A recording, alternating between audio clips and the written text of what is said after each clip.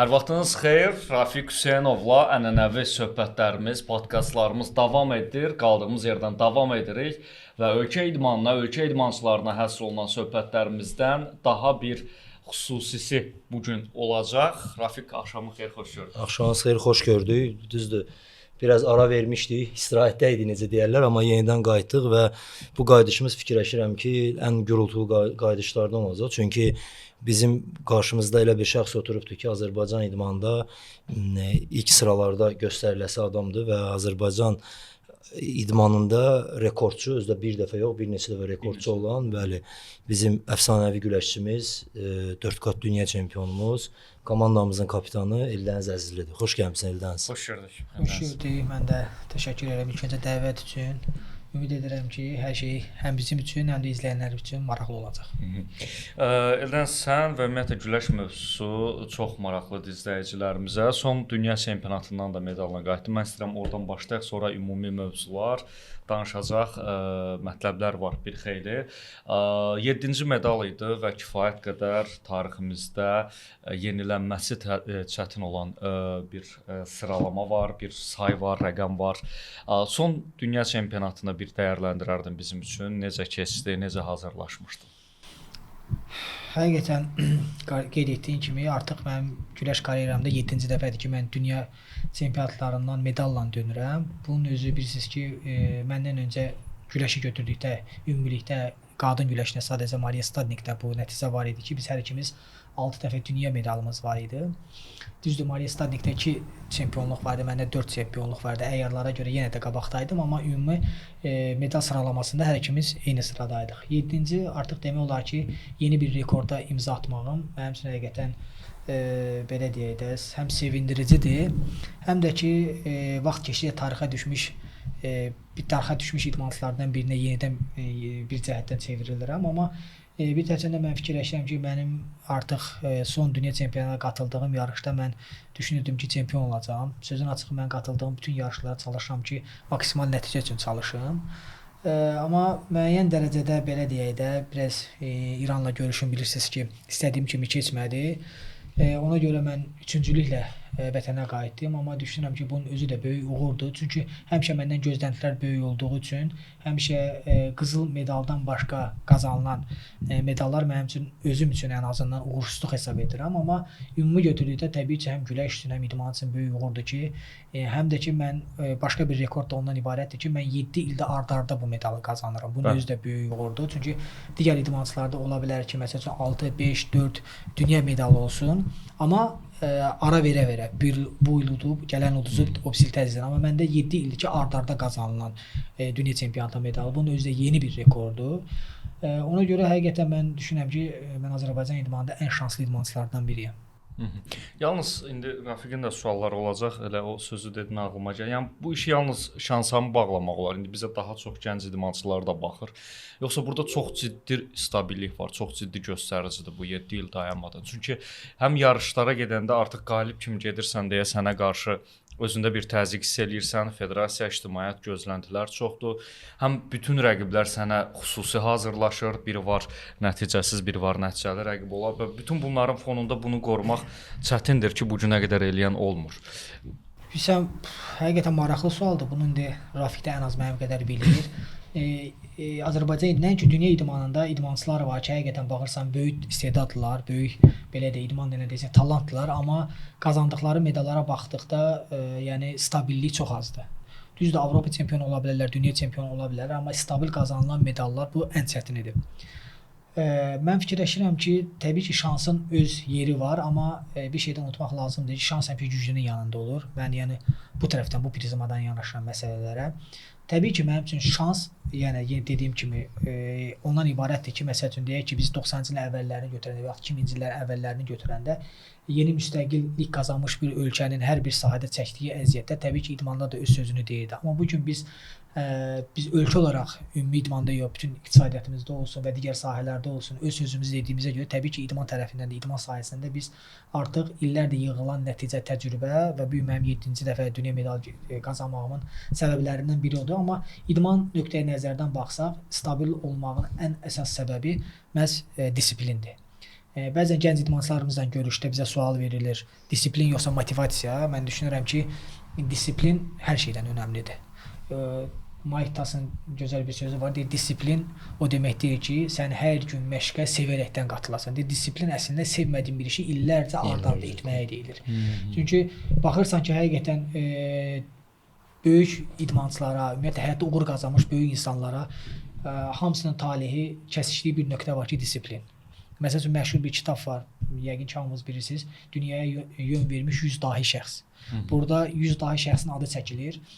Burada ilk sırada Muhammed s.ə.v gətirirlər ki, dünyaya yön vermiş insan. Onların içərisində nə bilim orada Newton var, Thomas Edison var. Bunların hamısına baxdıqda, həmçinin bunu idmanla bağlıqda baxırsan ki, hamısının kəsişdiyi, uğura gedən yeganə nöqtə disiplindir. Yəni disiplinsiz böyük nəticələr əldə oluna bilmir. Düzdür, sən motivasiyan yüksək ola bilər, böyük istedad ola bilərsən, gələrsən bir il Avropa dünya çempionu ola bilərsən. Amma bunu ard-arda aparmaq üçün mütləq bunun arxasında güclü disiplin dayanır. Əslində İlləniz bu sualın cavabını İlləniz başlamalı idi biraz keçmişdən. Şansa bağlayanda ümumiyyətlə siz elə bir idmançı yoxdur ki, desin ki, mənim şans, yəni nəticə verən idmançılardan söhbət gedir ki, şansım yoxdur. Yəni şans olmalıdır ki, sən nəticə də verəsən. Nə qədər güclü olursan ol, təbii ki, şansın da olmalıdır. İlləniz əgər biraz danışsa ondan mən bilirəm, inanıram ki, tamaşaçılara da maraqlı olacaq o. İlləniz İlk dəfə 23 yaşlıların Avropa çempionatında hansı ki geri dönüş etdi. Evet. Bir müddət bizdə çəki kateqoriyaları dəyişildi və elə alındı ki, Eldənizin çəkisinə uyğun deyildi. Və 55 kiloqram yığışdırıldı, 59 kiloqram oldu və 59 kiloqram da o dövrdə Eldənizin çəkisinə uyğun deyildi. Və bir müddət Eldəniz belə deyək, arenadan kənarda qaldı. İstərdim ki, Eldənizdən o vaxtda danışasan. Düzgün vurğulayır. Məsələn, disiplin deyəndə məsələn bunu vurğulamaq həqiqətən yerinə düşər ki, biz ilk öncə mən böyüklər arasında qazandığım nəticə 2011-ci ildə Rafiqlə bir yerdə olub. 2011-ci ildə Rafiq Dortmundda keçən Avropa çempionatında çempion oldu, fəxri gücünün ən yüksək pilləsinə dayandı. Mən isə 3-cü yerlə kifayətləndim və bu mənim üçün çox önəmli medallardan biridir. Nəyə görə? Çünki mənim o zaman 18 yaşım var idi və mən 18 yaşında böyüklər arasında nəticə qazanmaq həqiqətən çox fantastik bir göstərici idi. Məhz o illərdə isə daha fərqli idi. Medal qazanmaq o vaxt belə deyək də 10 il bundan əvvəlki güləşi götürsək, qazanılan medalların əyarı mənə görə elə gəlir ki, daha çətin idi. Çünki orada prinsiplik çox idi. Orada güclü idmançılar həqiqətən çox idi. Ona görə mən 18 yaşında Avropada çempionat 3-cü yerə çıxdıqdan sonra Rafiqlə qeyd etdiyi kimi artıq bir il keçdikdən sonra yenidən mənim gənclərdə vardı. Mən gənclərdə də ibarət milli komandada iştirak etdim, amma o birisi illər artıq Dünya Güləş Federasiyasının verdiyi qərara əsasən 55 kq çəki dərəcəsi dünya güləşindən yığışdırıldı və 59 kq-dan güləş başladı. Bu isə mənim işimi yəni 1-ə 10 çətinləşdirdi. Çünki 59 kq çəki dərəcəsinə çıxmaq, o çəkidə adaptasiya olmaq, o çəkidə öz sözünü demək çox çətin idi və bilirsiniz ki, Azərbaycan güləşində həmişə aşağı çəki güclü idmançılar yetirdiyinə görə 59 kq çəki dərəcəsində çox güclü idmançılar vardı. Rövşən Bayramov kimi, Kamran Məmmədov kimi, Talih Məmmədov kimi, nə bilim orada onlar hardasa nisbətdə 60 kilodan gələn idmançılar idilər. Onlara daha asan idi. 60 kq güləşən mən 55-dən qalxmaq mənim üçün çox çətin olurdu. Orada demək olar ki, mən 4 il artıq böyük arenalardan qıraqda qaldım. 4 il ərzində mən hətta sərbəst güləşdə yoxladım, Resko çempionatına iştirak elədim. Hətta orada Namiq Sevdimovu məğlub etmişdi. Yəni o da bizim sərbəst güləşimizdə həqiqətən güclü idmançılardan məşhur və sevilən idmançılarımızdan biridir. Orada elə oldu ki, mən sərbəstə də getdim. Sərbəstdən sonra yenidən Yunan-Roma güləşinə qayıtdım. O demək olar ki, Rafiqin dediyi 2015-ci ildə mənim geri dönüşüm 23 yaşlar ilk dəfə açıldı. 23 yaşlar arasında Dünya Avropa çempionatı və Dünya çempionatı yarışı açıldı və mən ilk orada iştirak elədim və ondan sonra artıq mənim demək olar ki, çəkilər də dəyişmişdi artıq orada 55 kq. Çəkilər yenidən qaytarıldı 59 kq-dan 55 kq-a. Ondan sonra demək olar ki, mənim bax şans dediyimiz məsəl üçün bu. Şans məsələ budur. Amma yəni şans sənin yerə çıxıb döşəkdə güləşə bilməz, ya fənd eləyə bilməz. Onun üçün artıq sən disiplin, işini sevməlisən, disiplin olmalıdır və eyni zamanda da zəhmətli çəkəcəksən. İnanacaqsan bu yoldakı bu olacaq. Çünki təksir desən ki, bunun şansı var idi, 55 kilo açıldı. Onsuz da 55 kq-da güləşənlər də bunun kimi güləşənlərdir də. Yəni söhbət ondadır ki, Eldəniz həmişə biz deyirik yığma komandasında Eldənizin fiziki gücü hardasa 72 kq-a bərabər olan fiziki gücü vardı. Yəni fiziki güc göstəricilərinə görə məsələn qolları çox güclüdür. 55 kq-da onu belə deyə istifadə etmək onun üçün daha rahatdır.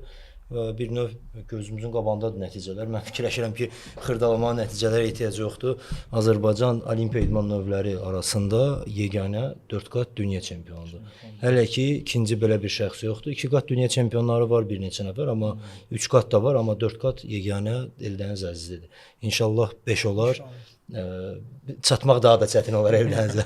Düşünürsən Eldəniz? Davam eləyirsən növbət dünya çempionatı və ya böyük yarış. Sözün açığı axırıncı dünya çempionatından sonra mən psixoloji olaraq çox yorğun idim.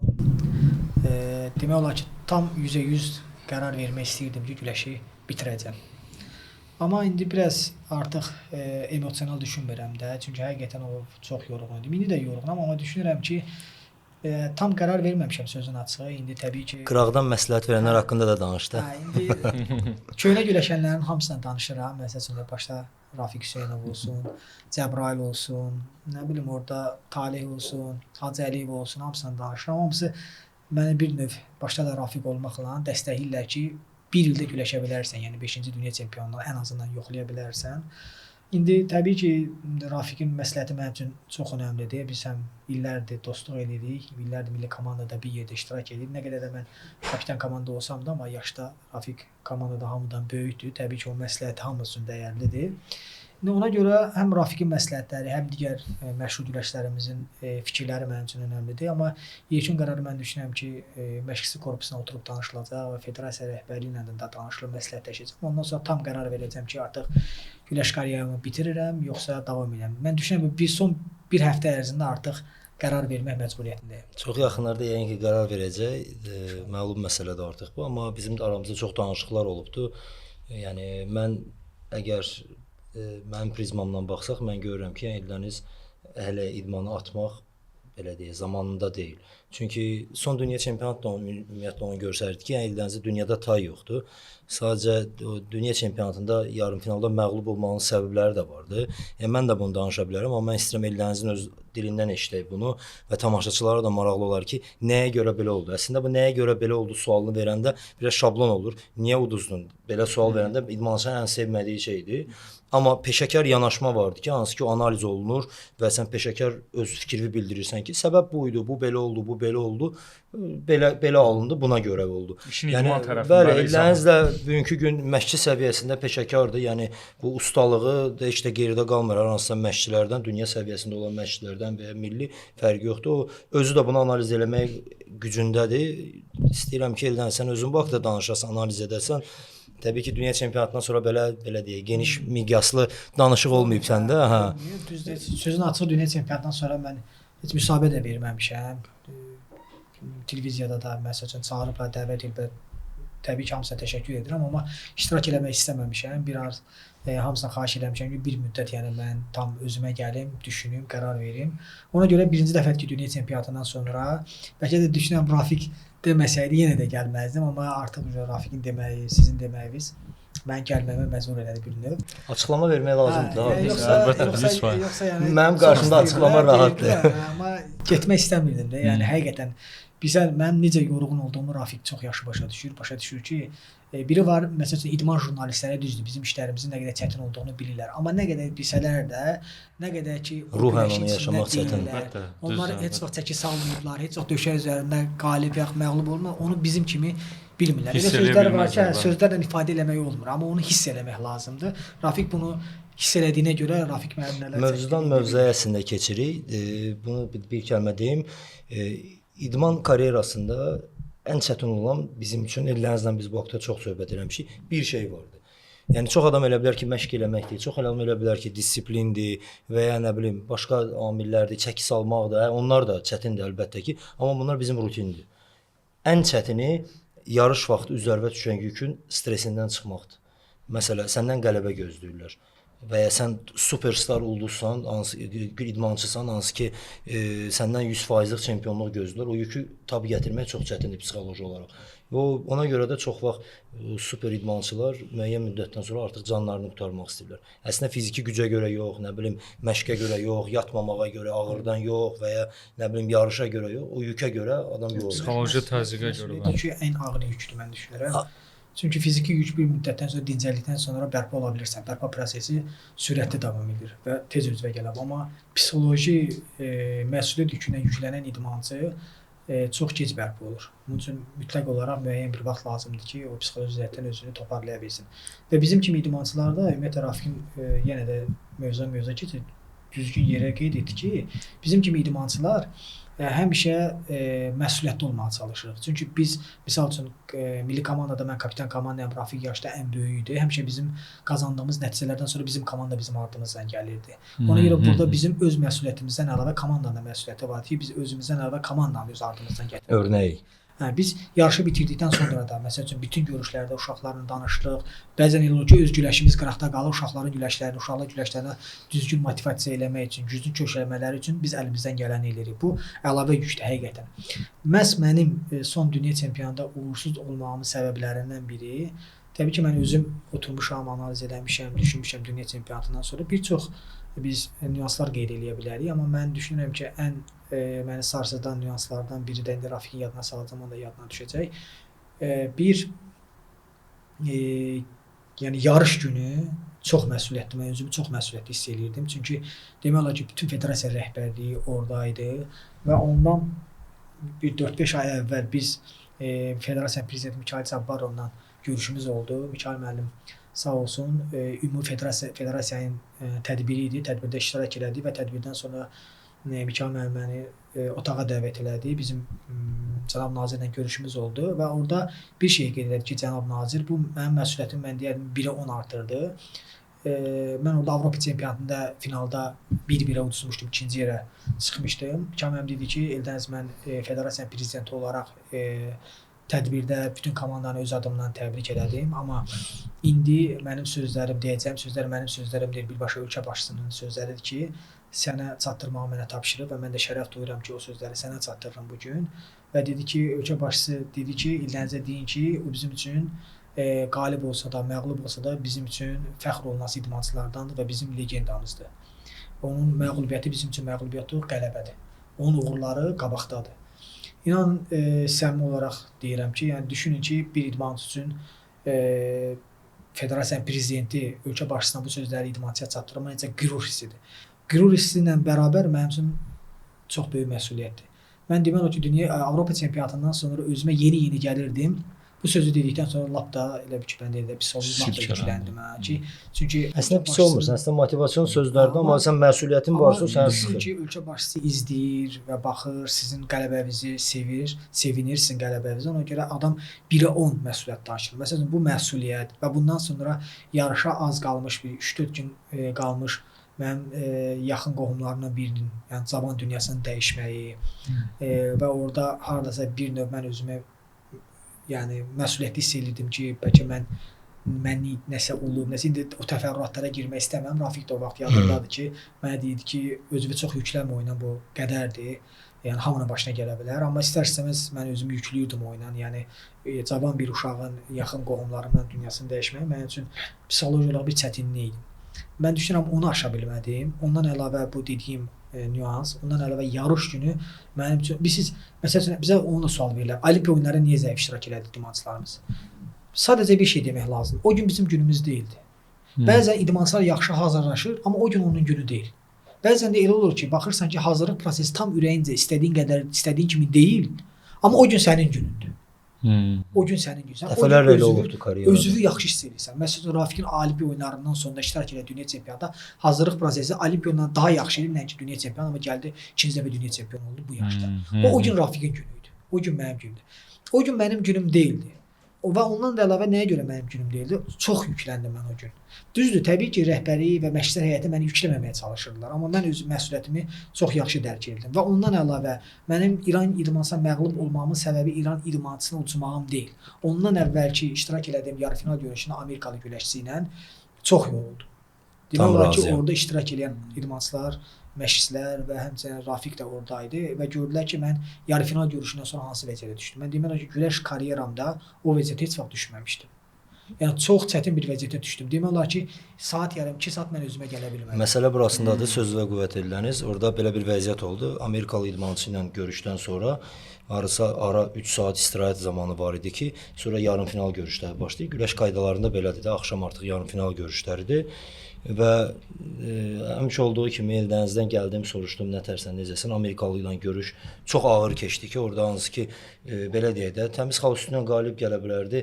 Təmiz xal üstü ilə olmadı, amma Amerikalılarda bir dənə xasiyyət var da. Sonuncu saniyəyə kimi güləşirlər, amma özləri də bilmir niyə güləşirlər. Çünki zaten elədir, böyük xalla sən geridəsən, yəni sən istəsən bunu belə, bunu 1 saat ərzində Eldənizdən ala bilməzsən. Və ağıl işlətmək biraz lazımdır ki, niyə yorasan bunu? Bu səndən sonra çıxıb qalib gəlməlidir ki, sən də ardıcı 13-cü dalınca gedəsən ki, 3-cü medal üçün, bürünc medal üçün görüş keçirəsən. Eldəniz Amerikalılarla güləşdən sonra yox idi. Mən gəldim, hətta yarımfinala bir yarım saat qalmış gəldim ürək dirəyi verməyə. Gördüm Eldəniz ağ rəngdədir. Yəni biraz ürək dirəyi verdim. İndi mən nə deyə bilərəm? Deyim Eldəniz pissən, yəni onu demək olmur.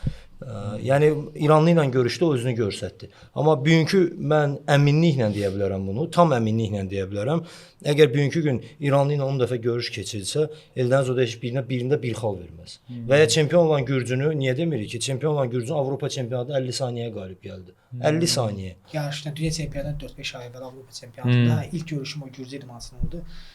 Rahat qalib gəlmişdim. Yəni dediyim kimi də mən düşünürəm ki, o İran idmançısına məğlub olmağımın səbəbi İran idmançısının güclü və yaxud da mənim zəif olmağım deyildi. Sadəcə olaraq dedim də Amerika idmançısından sonra bərpa prosesi mənim üçün çətinləşdi. Mən özümə gələ bilmirdim. Mən heç vaxt güləş karyeramda belə olmamışdı və güləşi bitirmək istəməyimin səbəblərindən biri də bu idi ki, öz-özümə düşünürdüm ki, bəlkə də sondur da, yəni artıq məcbur eləmək lazım deyil. Yəni orada elə bir vəziyyətə düşdüm ki, hətta mən milli komandanın həkiminə deyirdim ki, neyirsən də çalış bir də mənə aid. Yəni özümə gəlim, ölməyim. Qalanı artıq qalanı mənim üçün o qədər maraqlı deyildi. Çox çətin bir şey keçirirdim də. Karyerada belə şeylər olur yəni. Amma mən düşünürəm ki, yəni bu idmanla da olur, hər şey olur, amma yenə də yəni davam eləmək olar, amma dediyim kimi qərar son günlər artıq az qalıb ki, mən bir həftə ərzində tam qərarımı verməliyəm ki, rəhbərliyə də bu haqqda məlumat verilsin. Ona görə son həftələrdə artıq mən tam olaraq qərarımı verəcəm. Bir də üzr istəyirəm, sözü kəsirəm. Eldəniz, bir də istərdim nədir? Bir də istərdim ki, bu Padumni liqası haqqında danışasan. Təbii ki, yəni çoxların məlumatı vardı ki, Eldəniz bu yaxınlarda Padumni liqasında iştirak etdi. Hətta dünya çempionatından bəli. Müddət keçməsinə baxmayaraq Eldəniz dünya çempionatından sonra formasını itirməməyə çalışdı. Mən də məşqlərdə bunun şahidi idim və orada əzəli rəqibi olan var idi. Düzdür, yaşda cavan olsa da, amma bugünkü gün 55 kiloqramda dünyada ən güclü idmançılardan biri olan Rusiyalı idmançı idi və görüş keçdi orada. Çox maraqlı, belə deyə, dinamik bir görüş idi. İstərdim onun haqqında biraz da danışasan. Orada olanlar haqqında, yaşananlar. Deməli, orada yarışın formatı ondan əvvəl professional güləş liqası deyə bir liqa keçirirlər. Bu Rusiya Güləş Federasiyasının istəyi ilə keçirilir və son dünya çempionatında mənim Rus idmançım Emin Seferşayev artıq bizim 3 dəfə görüşümüz olmuşdu oyuna. Üçündə də o qalib gəlmişdi.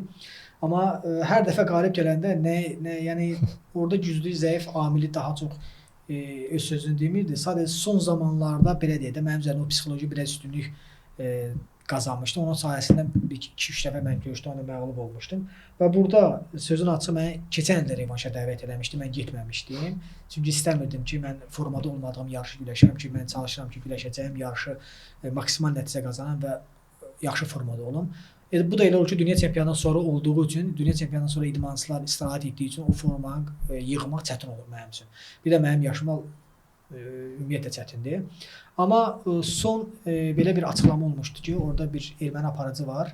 Adı indi yadımda deyil, məşhur aparıcıdır, Güləş liqasının aparıcıdır. O belə bir müsahibə vermişdi ki, bəs Emin Seferşayev dünya çempionatında iştirak eləməyinə icazə vermədilər. Bilirsiniz ki, o Xarkova qədər gəldi, amma orada icazə vermədilər. Bu Vizasında problem var idi, geri geri qayıtdı. qaytardılar, qoymadılar dünya çempionatında iştirak etsin və Emil Seferşev geri qayıdıb və Rusiya Güləş Federasiyasına bildirib ki, mən istəyirəm ki, orada yer tutan bütün idmançılar, mənim çəkimdə yer tutan idmançıları bura dəvət edəsiniz və mən onların hamısını bir udum. Belə bir çıxış eləmişdi. Və sonda elə oldu ki, məni dəvət elədi. Orada Gürcü və İran idmançıları da vardı. Onlar sonra bu siyasi məsələlərə görə onların ümumiyyətlə Rusiya keçidinə icazə vermədilər. Sonra federasiyadan mənə dəvət gəldi ki, bəs belə federasiya təklif gəlib ki, Ildəniz Əzizli bu professional güləş liqasında Emil Seferşevlə güləşməyi qəbul eləyərmi, eləməzmi? Çünki təklif gəlib. Mən də sözün açığı birinci qəbul eləmək istəmədim və birinci də qəbul eləmədim. Sonra düşündüm ki, tam formasında deyiləm. Çünki dünya çempionatından sonra mən dediyim kimi güləş kariyerimi ümumiyyətlə bitirmək istəyirdim. Baş məşqçimizə də demişdilər, Tarakanova. O da demişdi ki, yox, Ildəniz kariyerasını bitirmək istəyir, hələ ki düşünür, amma güləşmək fikri yoxdur. Amma sonradan həm federasiya rəhbərliyi istədi mənim güləşməyimi, həm özüm də düşündüm ki, artıq mən bunu 2-3 dəfə qarşılaşmışam və məğlub olmuşam. Məhz Moskvada bunu qalib gəlməyim mənim üçün unudulmaz bir görüşlərdən biri ola bilər. Məhz buna görə də qəbul elədim. Qəbul edim ki, yaxşı, dediyiniz kimi olsun, mən gəlirəm. Danışdıq və mən şəxsi məşqçim Turat Hüseynli ilə bərabər getdik bu professional güləş liqasında iştirak edib. Burada da bilirsiniz, Rus idmançıları olur və dünyanın ən ulduz, ən tanınmış, ən nəticədə yüksək olan idmançıları Rus idmançılarına qarşı güləşirlər. Burada da mənim rəqibim Emil Seferşev 2 dəfə böyüklər arası Avropa çempionatı, dünya ikincisidir. Və yəni mənim çəkimdə mən deyərdim ki, məndən sonra ən güclü idmançılardan biridir. Mənim ən ciddi rəqiblərimdən biridir. Və elə oldu ki, biz Moskvada qarşılaşdıq və mən demək olar ki, çətin mübarizə keçdi. Tam üstün qalib gələ bilmədim, amma Allah həmd olsun ki, yəni axırda mənim istədiyim oldu və mən Moskvada artıq bu tilsimi də sındırdım. Bir növ psixoloji artıq mən üstünlük sağlaya bilmişəm o idmançı üzərindən ki, mən artıq Moskvada məhz onun üzərində qalib gəlmişəm. Amma həqiqətən çox maraqlı şəkildə təşkil edilmişlər. Mən ümid edirəm ki, bu yarışlar bir müddət sonra bizim ölkəmizdə mütləq lazımdır. Bizim ölkələrimizdə mütləq, çünki Azərbaycan kimi güləş ölkəsi olan bir ölkələrdə bunun təşkili mənə elə gəlir daha asandır. Çünki belə deyək, Rusiyada bu gün olan bu siyasi problemlərə görə ora gələn idmançılar biraz qorxaq davransalar belə, amma bütün Azərbaycanda şükürlər olsun ki, bu problem yoxdur. Rahat bütün idmançılar qatılıb iştirak edə bilərlər. Sadəcə olaraq mən düşünürəm ki, bunu təşkil etmək lazımdır ki, bu idmançılar gəlsinlər Azərbaycan güləşində iştirak eləsinlər. Və məhz güləşi tanıtmağın üsullarından biri də budur. Təəssüflər olsun ki, bu gün Azərbaycanda güləşin qazandığı medallara, nəticələrə baxdıqda, güləş həmişə deyirəm ki, Azərbaycanın idmanında flaqman idman növüdür. Ən çox qazanılmış dünya Avropa çempionatı və Olimpiya oyunlarına baxdıqda qazanılan medallar 70-80%-dən artıq tək güləşin payına düşür. Amma bu gün güləşin reklamı o birisi belə deyək də idman növlərinin reklamı kimi və yaxud da ki, lap idman növü olmasın, başqa sahələrinin reklamı zəifdir, təbliğat zəifdir. Ona görə mən düşünürəm ki, bu cür yarışların Bakıda keçirilməyi təbliğatı çox böyük olacaq. Bax, elə bu məsələlər, ümumiyyətlə Rafiqdən bu söhbətlərimizin davam etməsi, sənə də bugün təşəkkür edirik. O dünya çempionatından sonra ilk bizə danışmağın. Bax, bu məsələlər də vacibdir. Biz indi o həmin liqa haqqında görsən heç mətbuatda da mən xəbəri oxumuşdum, məlumatım var idi. İndi bizim sahəmizə görə, amma çox da təbliği getmir, amma çox maraqlı, çox fərqli hekayədir. Bunu da bir təşəbbüs eləmək lazımdır. Ümid edirik ki, gələcəkdə bunlar bizdə ola bilər. Yeri gəlmişkən Rafiq, artıq bizim son söhbətimizdən sonra sən vəzifə dəyişikliyi yaşadın, daha doğrusu yüksəlişi, federasiyadasan. Bax, bu cür təşkilatçılıqlar biz bilirik ki, indi buradayıq deyə özümüzü deyə demirəm, ümumiyyətlə tanıyanlar bilər ki, nə qədər enerjili, nə qədər kreativ, istəkli bir şəxssən və bax, Eldənizin dediyi kimi bu formatlar, bu cür işləri də sənin kimi ölkə idmanında olan şəxslər eləyə bilər, ən azı təşəbbüsünü eləyə bilər. Elə buradan yola çıxaraq necə gedir yeni iş, yeni vəzifə və güləşə buradan baxanda necə görünür? Əvvəlcə onu deyim ki, mən heç vaxt vəzifə dalınca getməmişəm və bunu da vəzifə saymıram. Bir neçə dəfə bu haqda söz olubdu. Mən demişəm ki, bu sadəcə təyinatdır və biz Azərbaycan güləşinə xidmət etməyə gəlmişik. Təbii ki, bugünkü gün Azərbaycan Güləş Federasiyasında biz belə deyək, yenilənmə aparırıq və siyasətimizi dəyişirik və baxışımızı dəyişirik və kifayət qədər yeni yerlər vardır ki, hansı ki, yaxın zamanlarda artıq federasiyanın işində bu hiss olunacaq və ictimaiyyət də bunu görəcək və belə deyək də, bu tip yarışları təkcə böyüklərdə yox, hətta yeniyetmələrdə və gənclərdə keçirməyə planımız vardı. Ümumiyyətlə, kifayət qədər yeni proqramlar, planlar vardı ki, ki, hansı ki layihələr vardı ki, onların üzərində işləyirik və mən ümid edirəm ki, bu layihələr hamısı gerçəkləşəcək və biz yenə də belə deyək, bu öz reklam tərəfimizi, özümüzü reklam etmə desək düzgün alınarsa və ya təbliğ etmə desək düzgün olunarsa, bu təbliğat tərəfini gücləndirəcək və mən fikirləşirəm ki, ümumiyyətlə bizdə həmişə təbliğat zəif olubdu güləşçilərdə. Niyə? Çünki güləşçilər ümumiyyətlə çalışıblar daha çox öz verdiyi nəticələrə köklənsinlər və Instagramdır, sosial şəbəkələrdir, televiziyadır və ya hər hansısa bir belə deyək, bu təbliğat xarakterli addımlar atmaq marağında olmayıblar və biz bu gün bunun üzərində işləyirik və idmançıları da çalışırıq sövq eləyək ki, daha çox təbliğat aparsınlar. Eyni zamanda onu deyim ki, Güləş Federasiyası təbii ki, kifayət qədər işlər vardır ki, hansı ki biz məşğul oluruq. İndi hamısını bir-bir demək belə deyək, onun üçün zamanı çatmaz, amma yəni inanın ki, siz üzümüzə açılan yeni ildən fərqləri hiss edəcəksiniz və təkcə onu deyim ki, elə qarşıda gələn Azərbaycan çempionatından siz bunun fərqlərini hiss edəcəksiniz və ardıca da digər yarışlardır və il boyu bizim layihələrimizdə hər biri göz qabağında olacaq.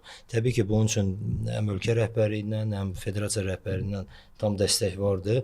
Bu məsələdə heç bir problem yoxdur və mən fikirləşirəm ki, biz bu layihələri göstərəcəyik, biz bu layihələri ərsəyə gətirəcəyik və bu da idmançıların karyerasında da fərqli bir hiss olacaq.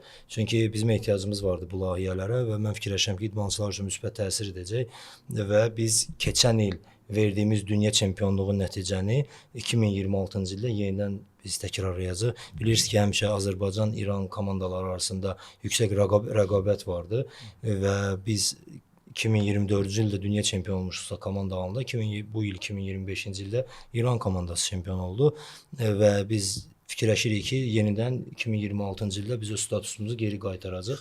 Bunun üçün əlimizdən gələn eləcək belə idmançılarımız vardı ki, hansı ki, yəni bir deyil, ümumiyyətlə Azərbaycan Yunan-Roma komandasına əgər sadalasaq, bugünkü gün 55 kiloqramdan 130 kiloqrama qədər hamısı böyüklərdə nəticə vermiş idmançılardılar və 55 kiloqram Avropa dünya çempionudur, 60 kiloqram Avropa dünya çempionudur, 67 kiloqram 3 dəfə Avropa çempionu, 2 dəfə dünya mükafatçısıdır, 72 kiloqram 2 dəfə dünya çempiyonudur, 77 kiloqram Avropa çempionu, 2 dəfə dünya çempionatının gümüş mükafatçısı, 82 kiloqram Avropa çempionudur, 87 kiloqram Avropa və dünya mükafatçısı, Olimpiya oyunlarının iştirakçısıdır, 97 kiloqram dünya mükafatçısıdır, 130 kiloqram Avropa dünya mükafatçısıdır. Yəni arada biz zarafatla belə bir söz deyirik, kimə daş atsan Avropa dünya medalı vardı. Yəni bu heyət fikirləşirəm ki, və aşağıdan gələn gənclər və yeniyetmələrdən gələn Avropa dünya çempionları tamamlayacaq və biz Olimpiya oyunlarına kimi sübut edəcəyik ki, ən güclüsü bizik. Bu nəsil dəyişmə vaxtı bir neçə ildir də bu proses davam edir. Yeni uğurlar olduqda, yeni nəticələr verdikdə, məsələn, ictimaiyyətdə biraz bunu bir səbəb axtaranda, bir bəhanə axtaranda Rusiya idmançılarının olmaması və digər bu kimi məqamlar qabardılırdı. Amma sonrakı gedişat göstərdi ki, yox, həqiqətən də bizdə gələn yeni nəsil çox yaxşı gəlir, ümumiyyətlə nəsil dəyişmə uğurlu keçir.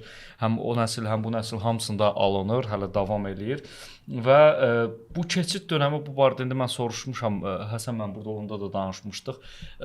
Necə qiymətləndirirsən? Proses necə gedir və ümumiyyətlə Yunan-Roma güləşinin gələcəyi indiki nəticələrə baxsaq yaxşı görünür.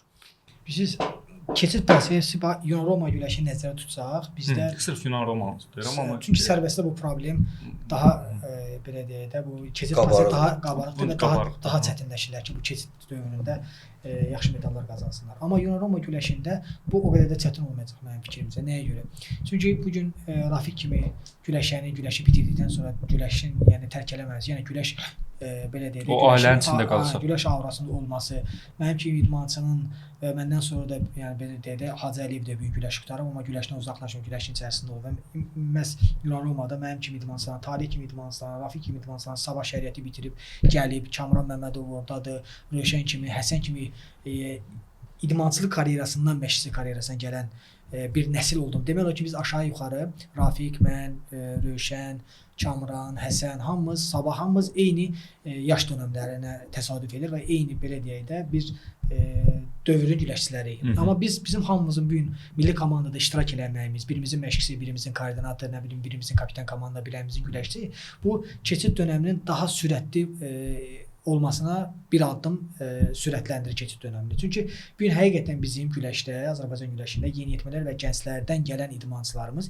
yetərincə perspektivli idmançılardır. Sadəcə təbii ki, aşağıdan gələn idmançılar hamısı keçid dönəmini yaxşı keçə bilər. Bu bizim dönəmimizdə də belə idi, bu gün də belədir. Amma sərbəst güləşə nəyə görə bu qabarıq şəkildə oldu? Çünki Dağıstandan gələn idmançılar, bu gün Dağıstanlı idmançıların milliləşdirilməsi o zamanlar belə deyək, Güləş Federasiyasına qazanılan mükafatlar yüksək idi və tələbat var idi. Və bu gün mükafatlar o qədər olmasa belə, bu gün Dağıstan idmançıları olmadığı zaman bir çöküş oldu. Artıq o şeyi doğrultmaq, yeni bir nəsli gətirib onların yerinə çıxartmaq təbii ki, vaxt aparacaq. Çətin bir şey deyil, sadəcə vaxt aparacaq. Yeni bir Toğrul yetişdirmək, yeni bir Cəbrayıl yetişdirmək bu 3 ilə, 5 ilə, 10 ilə olası şey deyil. Bu köklü şəkildə, sistemli şəkildə gəlməlidir ki, bu gün gəlsin artıq onların yeri doldurulsun. Və son İslam oyunlarına baxdıqda, Avropa Dünya Çempionatına baxanda görürsən ki, artıq irəliləyiş var, sərbəst güləşçilərimiz gəlir. Amma Yunan Romada belə deyil. Yunan Romada Rafiq getdi, məsələn, Qurban gəldi. Mən gedəcəm, mənim yerimə hazırda 55 kq-da iştirak edən 2 dənə potensiallı idmançılar var ki, onlar da Avropa Dünya Çempionatlarında güləşsələr, onlar da nəticə qazana bilərlər. Həmçinin 60 kq-da, həmçinin 60 kq-dan gələn gənc idmançılarımız var. Heç də nihatdan geri qalmırlar. Bir-ikilər nihatdan gəlib artıq ayaqlaşacaqlar. Həmçinin 67 kq çəkiləcək. Yəni aşağıdan gələn idmançılarımız var və bizim də burada olmağımız həqiqətən Azərbaycan güləşi üçün, məsələn Yunan Roma güləşi üçün böyük bir təkamüldir ki, bu gün biz belə deyək də bu özümüzdən çox estafeti rahatlıqla özümüzdən sonra gələn idmançılara verə bilirik. Və ona görə mən düşünürəm ki, bu problemi biz yaşaya bilməyəcəyik, yaşamayacağıq inşallah ümid edirəm. Amma təbii ki, Olimpiya oyunları bizim üçün Rafiqin qeyd etdiyi üçün ən önəmli yarışdır. Çünki həm ölkə başçısı tərəfindən, həm federasiya rəhbərliyi tərəfindən qoyulan qarşımıza ən məsuliyyətli yarışdır. Və bu gün artıq biz demək olar ki, indidən artıq köklənmişik ki, Olimpiya oyunlarında, Olimpiya çəkilərinə üstünlük verilsin və Olimpiya oyunlarında biz hansı ki, mən bir şey qeyd etmək istəyirəm, Olimpiya oyunlarından sonra biz komanda olaraq dünya çempionu olduq. O qədər işıqlandırılmadı. Təsəvvür edirsiniz, biz dünyanın ən yaxşı komandası seçildik. Qazanılan maksimal nəticədə 80%-ni biz qazandıq. 100%-dən 80%-i biz medal qazandıq. Yəni 4 çəkilişdəki 3-ü Azərbaycan idmançıları çempion oldular. Yəni bu həqiqətən Azərbaycan idmanı üçün, ümumiyyətlə dünya idmanı üçün çox belə qeyri-adi, unikal bir göstəricidir. Amma təsvir olsun o qədər çox işıqlandırılmır. Nəyə görə? Çünki Olimpiya oyunlarında biz istədiyimiz nəticəni əldə edə bilməmişdik. Onun kölgəsində bir növ qaldıq. Biz onu məsələn siz desəz Rus idmançılarının iştirak eləmə. Bu hamısı yəni belə deyək də istoriyada bu absurd bir məsələdir. Yeni-yeni biz çempion olduğumuz da komanda olaraq deyirəm də, mən idmançı olaraq demirəm. Komanda çempion olduğumuz Avropa çempionatında, dünya çempionatında ruslar iştirak edirdilər. Amma biz yenə də komanda olaraq dünya reytinqində Rusiya komandası o qədər də hegemon dövlət sayılmır. Güləşdən mən misal gətirəm. Sərbəst güləşdə arısı ola bilər, amma Yunan Romada, yəni Avropa ölkələri çox güclüdülər. Yox, idman içində olmayan adamların fikirləri idi. Mən nümunə olaraq sadəcə dedim ki, hal-hazırda İran idmançılarla bizim aramızda belə deyək, ölüm bitim bir mübarizə var da. Yəni çox böyük bir rəqabət var. Bu həm bax mən bir şey də qeyd edirəm. Bizim jurnalistlər o qədər qabartmadılar. Məsələn mən güləşi bitirməyimi hətta söhbətə yayılmışdı. İnan jurnalistləri dünya çempionatından sonra o qədər məni zəng elədilər. O qədər mənim adım və hətta mənim adımda nə qədər məqalələr çıxartmışlar. Mən bizim bu sabah şəriətindən deyirdim ki, atırdım ona dedim ki, oxu gör nə yazıb. Sən kiməsə müsahibə vermisən, deyirəm verməmisən. Mənim adıma o qədər şeylər yazılmışdı. Bütün saytlar mənim güləşib ya güləşi bitirməyim haqqında, bitirmədiyim haqqında müzakirələr aparardılar da. Yəni İranda. Məsələn İranda bir Rafiq də yesən, mən də getsək. İnanın bizi o qədər çox istəyirlər ki, o qədər tanıyırlar ki, çünki İranda güləş qlobal bir məsələdir artıq. Güləş mən düşünmürəm ki, İran güləşini bu gün səmimi danışaq. Hansısa bir ölkənin güləşini idmanı gətirib İran güləşinə müqayisə edir. İranda güləşə tam fərqli baxırlar. Mən İran liqasında illərlə iştirak eləmişəm də. Mən İran çempionatlarında iştirak eləmişəm, klublar arası çempionatda iştirak eləmişəm. Mən özüm gedəndə baxıram da orada onun güləşə yanaşma, xalqın güləşə yanaşması, orada rəhbərliyin və yaxud da ki idman jurnalistlərinə söhbət getmir. Ümumiyyətlə xalqın, məsələn orada deyək 90 milyonluq xalq varsa 90 milyonu Suriyanı tanıyır. Həsən Yazdani tanıyır. Qlobal bir formaya gətiriblər. Orada məsələ təkcə güləşdən söhbət getmir. Ümumiyyətlə bu bizim Azərbaycan idmanında ən böyük problemlərdən biridir. Məsələ Yazdani Olimpiya oyunlarında ikinci yerə çıxdı, məğlub oldu finalda. Amma xalq onu elə qarşılamışdı ki, yəni elə bir ki bayram idi ki, Yazdani gəlib onların şəhərinə və çoxdur belə videolar sosial şəbəkələrdə. Amma bizdə bəzən baxırsan ki, məğlub olan idman istər Olimpiya çempionu olsun, istər dünya çempionu olsun, hər hansısa bir yarışda məğlub olur. Elə gözüm çıxdıya sallar ki, elə bir düşməmizdir və bu baxış biraz dəyişilməli. Təbii ki, bunun üçün biraz zaman lazımdır. Mən ümid edirəm ki, bu baxış dəyişəcək. Məhz Eldəniz kimi idmançılarımız belə deyək, ən öndə gedən idmançılarımız örnək olurlar cavanlara və cavanlar da nəticələri verəcəklər və yavaş-yavaş insanlarda baxış dəyişəcək və idmançıların məğlubiyyətinə kritik yanaşmaq deyil, idmançıların qələbəsini saymaq və onun haqqında fikir bildirmək üçün daha çox can atacaqlar. Razıyam. Həm də daha işgüzar baxmaq lazımdır məsələyə. Yəni bunun izahı, bunun səbəbləri, bunun detalları, uğur və uğursuzluğunda fərqi yoxdur. Uğur olanda pafos çox olmamalıdır, uğursuzluq olanda təbii ki, neqativ çox olmamalıdır. Rafiq, bu indi işin idarə etmə tərəfindəsən də. Təbii ki, bayaq da o sualı verdim. Buradan başqa cür görünür. Güləşçi olaraq tamam başqa cür görünür. Hazırda Azərbaycan güləşi ümumi mənada həm digər idman növləri olsun, həm digər sahələr olsun, müqayisədə Azərbaycanda güləşin səviyyəsi hansı səviyyədədir? Dəyişəcək çox şeymi var? Məsələn, bayaq danışdıqlarından belə başa düşdük ki, belə radikal dəyişikliklər olmayacaq da, mərhələ-mərhələ, addım-addım nələrsə çalışırlar ki, yeniləsinlər. Belə deyək, radikal olmasa da bizdə ənənələr vardı, amma kifayət qədər yeniliklər vardı və müəyyən standartlar vardı ki, biz onları yenidən federasiyamıza gətiririk və o standartlara uyğun belə deyək, işimizi davam etdirəcəyik. Təbii ki, indi bunu açıqlamaq istəmərəm, necə iş görürük, bunlar düzgün olmaz açıqlamaq. Çünki elə üzərində işlədiyimiz çoxlu layihələr vardı. Təkcə onu deyə bilərəm ki, yəni maksimal dərəcədə çalışırıq ki, idmançılar üçün hər bir şərait olsun. Yəni Azərbaycan güləşi kifayət qədər Azərbaycanda tanınsın. Mən yenə vurğulayıram. Biz bugünkü gün çalışacağıq ki, 2026-cı ildən Azərbaycan güləşi yeni dövrə keçsin və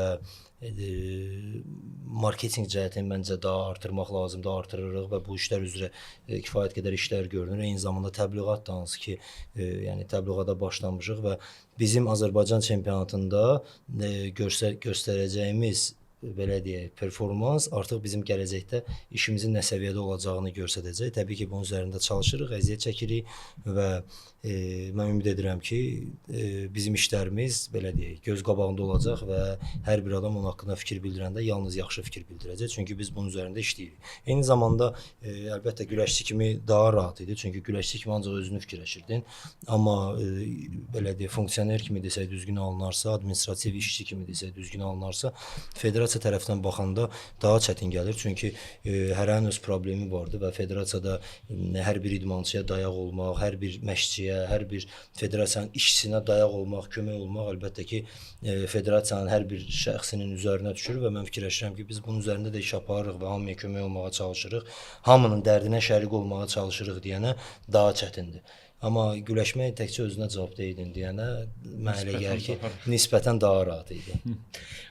Biz o belə deyək də ki, o notlara çox köklənmək istəmirəm, hələlik qərar verməmsəm. Əgər davam qərarı olarsa, xeyirlisi, tamam qərarı olarsa yenidən bir ellərinizdən söhbət edib. Bu dəfə ümumi karyeraya baxarıq. İndi ümumi söhbətlərə, keçmiş mövzulara qayıtmıram, çünki hələ davam eləyir. Hələ ki davam eləyir.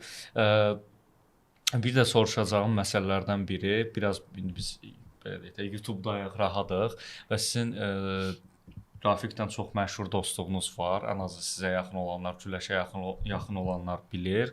İstəyirəm o mövzuda biraz danışaq. Bu da insanlar üçün biraz maraqlıdır, fərqlidir.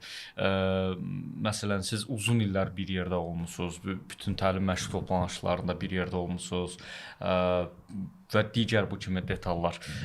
Bunun güləşinizə hansı təsir var? Ümumiyyətlə bu dostluğun bir maraqlı tarixçəsini bəlkə bölüşəsən. Küstüyümüz vaxtlardan danışmır. Ancaq mehriban şeylərdən. Küstüyünüz də olur, mən təsəvvür edirəm. Bir otaqda qalalım, nə qədər bir otaqda qalasan. Evdən çox ellərinizi görürdüm. Elə olub ki, bir otaqda qalmışıq, amma küslü olmuşuq, heç kimə bildirməmişik. Amma bir otaqda məsələn qıraqda danışmışıq, amma otaqda bir-birimizdən danışmamışıq. Amma bir dənə şey var idi ki, nə qədər küslü olsaydı, nə desək olur da normaldır. İllərlə bir yerdəsən də küsülü qalanda nəsə mən mağazinə çıxsaydım və elləriniz marketə getsəydi nəsə heç vaxt olmayıb ki, məsələn danışmırıq amma özünə nəsə alıb gələsən. Həmişə mən gələndə özümə nəsə lazım idi, onu alıb gəlirdimsə ellərinizə də onu o bilirdi artıq. Amma bilirdin ki, o bilirdi almaq lazımdır. Məsələn o bilirdi mən nə etməsə üçün hansı sudan içirəm, hansıdan yeyirəm. O bilir artıq. Mən də onu bilirəm ki, o nə istəyirdi də. Düzdür. Elə məsləhət çox idi. Azərsə həqiqətən çox gözəl bir mövzuya toxunduğunda özdə bu dünya çempionatı kövrək notlarıma üstə düşdü də.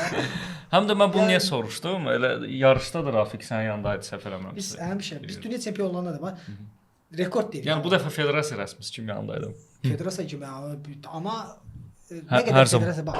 Məsələn, bu gün Rafiq güləşi bitirib də, hətta Rafiq sabah gəlib baş katib olsa, federasiya prezidenti olsa belə və ya da mən gəlib olsam belə, təbii ki, qıraqda rəsmi ola bilər. Amma bu gün öz aramızda bizdə heç vaxt o olmayıb. Məsələn, nə deyək də, Həsən qutarıb güləşi, Kamran Məmmədov qutarıb güləşi, hamısı məşqçi heyətidir. Rövşən Bayramov qutarıb, hamısı məşqçi heyətidir. Biz uşaqların yanında hətta mən Kamran müəllim deyirəm, Həsən müəllim deyirəm. Bilirəm. Yəni öz aramızda amma öz aramızda oturduqda məsələn biz yarışdan sonra həmişə gedirik, gəzirik də özümüz ailəvi cəmiyyəti artıq biz ailəvi yaxınıq, artıq illərin dostu. Demək olar ki, biz 20 ilə yaxın müddətdir ki, hamımız eyni yerdə, indi Rafiqlə də xüsusi bir otaqda qaldığımıza görə. Təsəvvür edin ki, məsəl üçün biz evdəkilər heç o qədər bir yerdə olmamışıq, nəinki Rafiqlə bir yerdə olmuşuq. Məsəl üçün Rafiq mənim xasiyyətimi o qədər yaxşı bilir ki, nəinki evdəkilər. Həmçinin mən o xasiyyətini o qədər yaxşı bilirəm, nəinki evdəkilər də. Yəni bu məsəl üçün bir dənə maraqlı şey danışayım. Biz Qubada məsəl üçün Həsənlə danışırıq, Həsən də gəlmişdi. Danışırıq ki, Həsən məsəl üçün də filan şey var da, məsəl üçün bu necə eləmək olar da?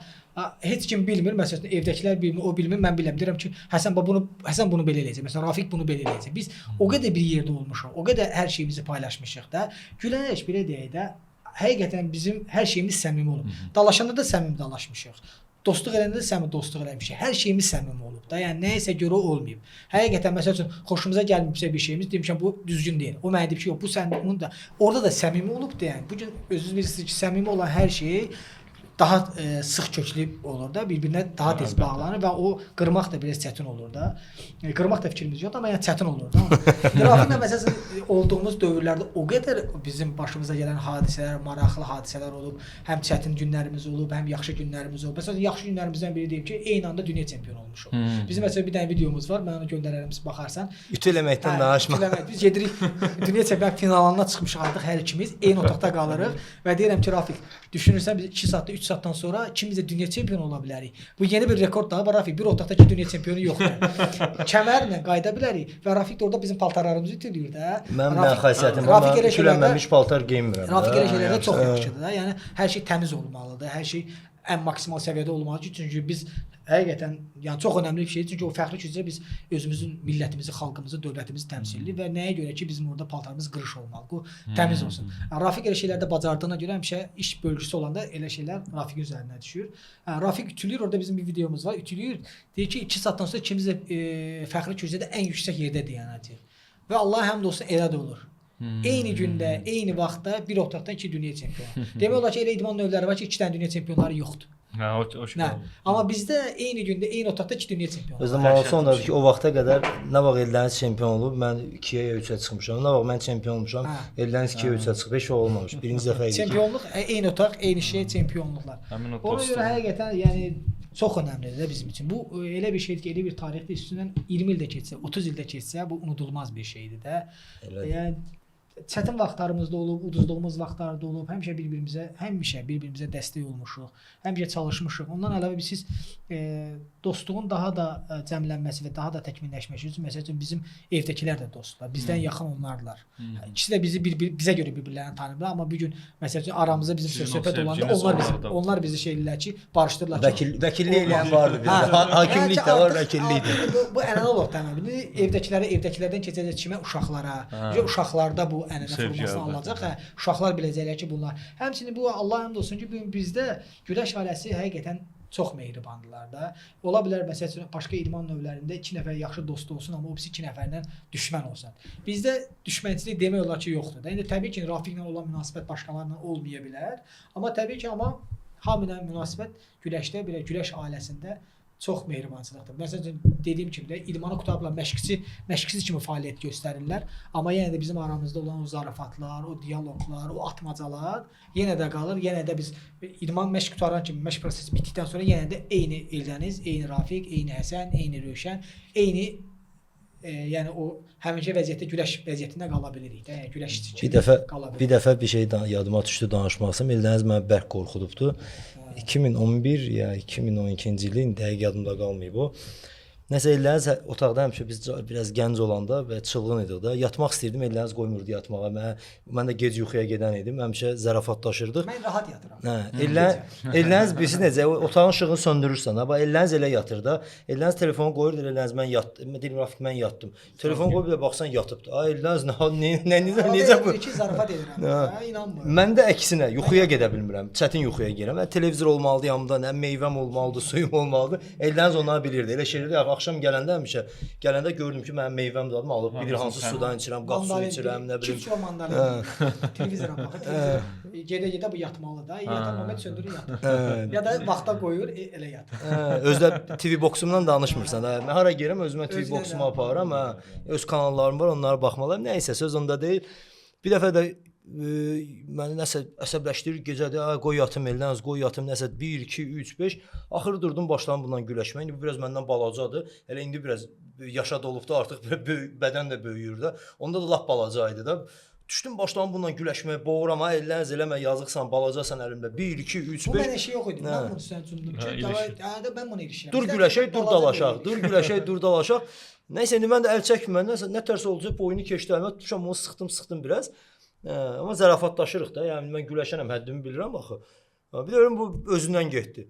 Ay Elləniz etmə eləmə, indi elə bilən boğmuşam Ellənizi. Bu mənim durğuzması məndə ayrılmır. Bu da bilərəkdən. Bilərəkdən ayrılmır özdəki necə də bir 20-25 saniyə tab gətiribdi ona da. Yəni məsələn mən dözənmərəm də, gülərəm də. Mən panikaya düşmüşəm ki, Elləniz öldü. Bir də görəm altdan baxıb gülürəm. Çox maraqlı şeylərimiz oldu. Bizim bir dəfə yatır artıq şeydir də, yəni biz biraz yaşlı sinif sayılırıq güləşdə. Bunun çiyini ağrıyır, mənim oram ağrıyır. Rafik yatıb, bir də qışqırır. Eldən deyirəm, deyir, çiynim çıxıb, dur onu salaq. Yatıb belə çiyini çıxıb, qayıda bilmir də, mən tərəfə dönə bilmir. Deyir ki, dur ayağa deyirəm, oğlum, deyir, çiynim çıxıb, dur onu salaq, mən rahat yatım. Çiynini salmışdıq, bu təzdən yatıb, bir tərəfə çönür, bir də yastığı var. Elə ki, biz yatanda bu da məndə də 2-3 dənə yastıqla yatırıq da. Bizim yastığımız var. Bütün dünyanı gəzirdi o yastıq. Özümüzdən yastıqla gəzirik də. Hara getdik o yastıq bizimlə olur. Başqa yastıqda yata bilmirik. Onda 3 dənə burada girəcəm, məndə girəcəm, burada girəcəm. O yastıqla da yatıb deyirəm, Durğuzun nəsə çiyini zadı saldıq, düzəltdik. Deyirəm, Rabi, hiss eləmirsə bizim gedən vaxtımızdır. Deyirəm, kimə deyəsək ki, bu belədir yatdığımız yerdə çiynimiz var. Bir dəfə də durub deyir ki, ayağım ağrıyır. Deyirəm, amma niyə mən axşam yaxşıydım? Deyir, bilmirəm, yatdım durdum, ayağım ağrıyır. Özə tez durmuşuz, saat 9-dan da döndür. Deyir, yatdım durdum, deyir, ayağım ağrıyır. Amma Allah sağlayıb sən günorta durmamısan. Günorta dursan, ayağımı bütünlükdə hiss eləməzdin də. Bir dəfə də yarışdan gələndə otağa gəldik, Elləniz tərpənə bilmir. Beli bərk tutubdu. Bəlkə bir 2 saata yaxın masaj açılsın. Sonra çəki salanda da mən həmişə rahat çəki salırdım. Elləniz çətin salırdı. Bir kadr vardı, onu efirə verəndə mən o kadrı verəcəm. Ellənizin hansı əziyyətləri çəkmək. Səhər saat 5-də sübh namazından sonraki tərəziyə hazır vəziyyətdə gəlsin. Yəni idmanın çox çətin tərəfləri var, amma eyni zamanda həyatda asan bir şey yoxdur ki. Yəni bu siz necə baxanda belə deyərik ki, yox idmanla heç kim məşğul olmasın, çətindir. Asan bir şey yoxdur. Yəni bu da həyatımızın bir hissəsidir. İndi otururuq arada çay içəndə deyib gülürük. O qədər xatirələrimiz vardı ki, həyatda və eyni zamanda da bütün həyatımızı idmanın hesabına qurmuşuq demək olar ki və bugünkü gün dövlətin göstərdiyi dəstəyi var, federasiyanın göstərdiyi dəstək var ki, hansı ki əvəz olunmazdır və dünyada mən deyərdim ki, heç bir yerdə bu şəkildə yoxdur ki, hansı ki bizə dəstək göstərilir. Təbii ki, Elləniz də onu bilir, mən də onu bilirəm. Aydındır. Eldən yenə deyirəm, artıq bizim növbəti bir görüşümüz də mütləq olacaq. Davam və yaxud da tamam qərarına asılı olaraq başqa bir sözün, sualın yoxdursa, Rafiq. Hətta Rafiqin çoxdur söz sualı, amma Ellənizlə biz başlayanda danışmağa 4-5 saat ayır. Bizdə biz nətər oturuq hardasa danışırıq. Sonra duraq yaxşı sağollaşaq gedirik. Gəlir bir maşının yanında da bir 3 saata yaxın danışırıq. Sonra minirik maşına bir yarım saatda telefonla danışırıq. Biz hesabından əvvəl yorulmuşduq. Dedi ki, Rafiq, mən, Talih, bir də Turac müəllim. Dördümüz dedik ki, Rafiqin bağlarına, amma bir şərtlə ki, heç kim güləşdən danışmasın. Gedəyin ancaq kabab çəkəyin, yeyəyin, içəyin, heç nə. Güləşdən danışmayın, ancaq istirahət edin. O kadrları mən göstərəcəm. O kadrlar var bizdə də. Çatdıq bağa, ham özün sıxı baxır. Heç kim güləşdən danışmaq istəmir. O baxır, bu baxır, o baxır, hamı bir-birinə baxır. Ham güləşdən danışmaq istəmir, amma heç kim danışmaq istəmir də. Məsələn, bir dənə mövzu açıldı ki, nə bilim güləşəndə əlləri buradan salmaq daha yaxşıdır, yoxsa tutmazdan. 4 saata yaxın onu müzakirə eləmişik. Orada güləş başlayıb. Yemək yaddan çıxıb bişirməmiş. Yəni orada durmuşuq güləşi, Turaz deyir ki, qardaş mən nə oldu biz danışdıq, güləşdən danışıb. O qədər güləş artıq bizə belə deyir də, hə, canımıza hopub artıq hər şey güləşdi də. Yəni bizim üçün yatmağımız, durmağımız, yeməyimiz, içməyimiz hər şey güləşə görə olub da. Artıq ona görə biz güləşdən qıraq qalmaq mənə elə gəlir ki, çox çətindir bizim üçün. Çox çətindir. Eldəniz, təşəkkür edirəm təklifimizi qəbul edib gəldiyin üçün. Mən fikirləşirəm ki, sən örnək götürüləsi bir idmançısan. Həqiqətən də Azərbaycanda gənclərin örnək götürüləsi, əzmkarlığı səndən örnək götürməlidirlər və disiplini səndən örnək götürməlidirlər. Ən vacib keyfiyyətlərindir məncə bu. Və ümid edirəm ki, biz gələcəkdə yenidən görüşəcəyik və hansı qərarı verdiyini xırdalayacaq və nəyə görə bunu belə etdiyini soruşacaq səndən. Eyni zamanda onu bildirmək istəyirəm ki, mən fəxr edirəm ki, sənin həm dostuna, mən fəxr edirəm ki, səndən həm söhbət oldum. Ümid edirəm ki, dostluğumuz uzun müddətli olacaq və biz Azərbaycan güləşinə bundan sonra da yüksək səviyyədə xidmət edəcəyik. Təşəkkür edirəm gəldiyin üçün. Mən də çox sağ ol deyirəm. Hər birinizə Azərbaycana minnətdarlıq bildirirəm. Təşəkkür edirəm. Həqiqətən dediyim kimi də yəni Rafiq idi ki, mən bir gün bura Mən də bilirəm kimi hardan gəlir. Kimi hardan yenə. Həqiqətən işimin əhlisən. Ona görə mən düşünürəm ki, mən də özüm həm Rafiqə, həm sənə minnətdarlıq bildirirəm, təşəkkür edirəm. Mənim üçün də bir xoş oldu ki, sizinlə bir yerdə həm söhbət olduq. Həqiqətən indi bir-birini tərifləmiş kimi çıxmasın. Əzmkar dedi, amma mən Azərbaycan idmanında Rafiqdən daha əzmkar birini tanımıram. Mən özüm Əlbəttə hekayəsi ilə onu deyir bizə. 4 dəfə dünya çempionu olsam, hamısını saysan, rekord zadı hamısını bir yerə qoyaq, amma Rafiqin qazandığı nəticələr həqiqətən tarixi nəticələrdir. Çünki Rafiqin keçdiyi idman həyatı mənim idman həyatımda çətinlik təbii ki olub, hamımızın olub. Biz sıfırdan gəlmişik, amma Rafiqin keçdiyi idman həyatı mən deyərdim ki, içərimizdə ən çətin idman həyatı Rafiqin idman həyatı olub və təbii ki bu çətin idman həyatından qazanılan hər bir medal, yəni ən azından mən yaxından iştirak etdiyim üçün, yaxından prosesləri bildiyim üçün mən bilirəm ki, necə dəyərli və necə Azərbaycan idmanı üçün örnək bir medaldır. Həmçinin Rafiqin özü də bu gün mən də həqiqətən fəxr edirəm ki, Rafiq kimi bir idmançı ilə həm dostam və dostluğumuz illərdir davam edir və ümid edirəm ki, Rafiqin dediyi kimi də bundan sonra həm Rafiq, həm mən tutduğumuz mövqedən asılı olmayaraq belə deyək də, pul qazandığımız yerə, öz həyatımızı qurduğumuz yerə, karyeramızı qurduğumuz yerə çalışacaq ki, xidmət edək və özümüzdən sonra ən az özümüz kimi çempionlar yetişdirək. İnşallah. Təşəkkürlər. Mən də arzulayıram ki, bax bu dostluq, bu münasibət ölkə güləşinə, ölkə gənclərinə, idmançılarına fayda olsun.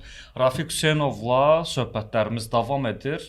Qarşıdakı günlərdə yenə görüşəcəyik. Ölkə idmanı üçün bax belə mühüm məsələlər ətrafında bu gün Eldəniz Əzizli, əfsanəvi güləşçimiz qonağımız idi və onun karyerasında son vaxtlar onun karyerasında baş verənləri müzakirə etdik. Hələlik.